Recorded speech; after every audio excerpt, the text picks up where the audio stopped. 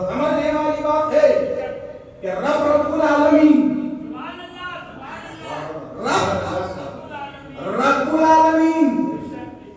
1,24,000 انبیاء آئے، کسی کو کہا میرا دوست، کسی کو کہا میرا کلیم، کسی کو کہا میرا صفی، کسی کو کہا میرا خلیل، کسی کو کہا میرا صبی، کسی کو کہا میرا زبی، مگر کسی کو یہ نہیں کہا میری رحمت، کسی کو یہ نہیں کہا میری رحمت، بلکہ جب مصطفیٰ کی باری آئی تو اے حبیب تمہارے منصب کو میں بتاؤں گا۔ کیا منصب بتایا؟ رب العالمین،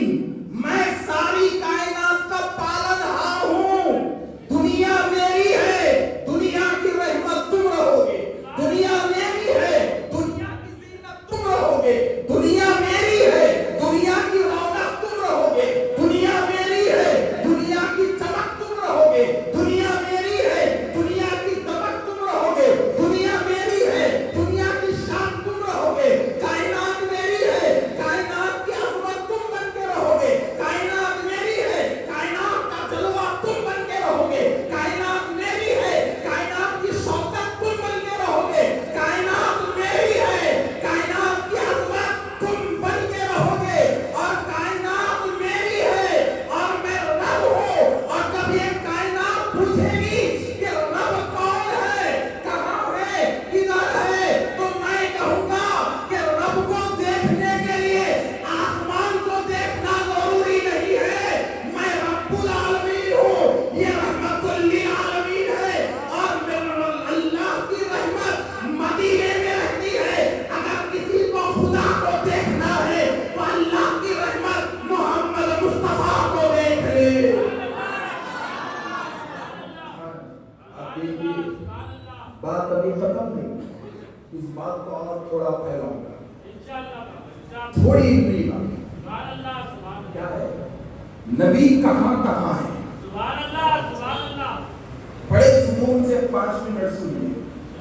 اس کے بعد آپ کا دل تڑپ جائے گا، ایسی غربت بتاؤں گا، ایسی غربت۔ ایک ہی جناب، پہلے اللہ ہے کیا وہ دیکھو،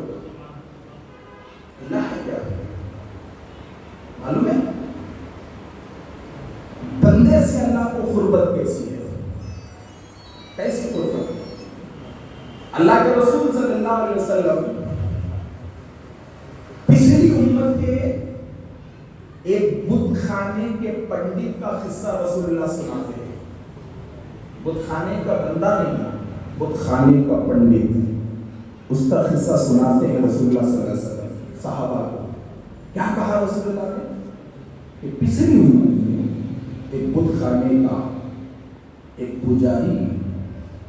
بتوں کا بڑا وفادار تھا، بڑا عبادت گزار تھا اور پکا بھروسہ تھا، اور سارے لوگ اس کی بات کو مانتے تھے۔ تو میرے نبی کہتے ہیں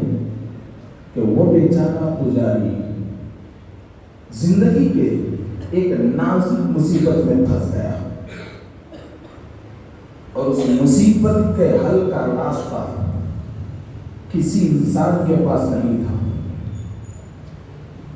تو جتنی کوششیں کرنی تھی کر لی، کرنے کے بعد رسول اللہ کہتے ہیں کہ اسے اس کے پتھر کے خدا پر اتنا بھروسہ تھا کہ وہ ایک دن رات میں اپنی مصیبت کے حل کے لیے اس کی مورتی کے سامنے بیٹھا اور ضد لے کے بیٹھا کہ جب تک میرا خدا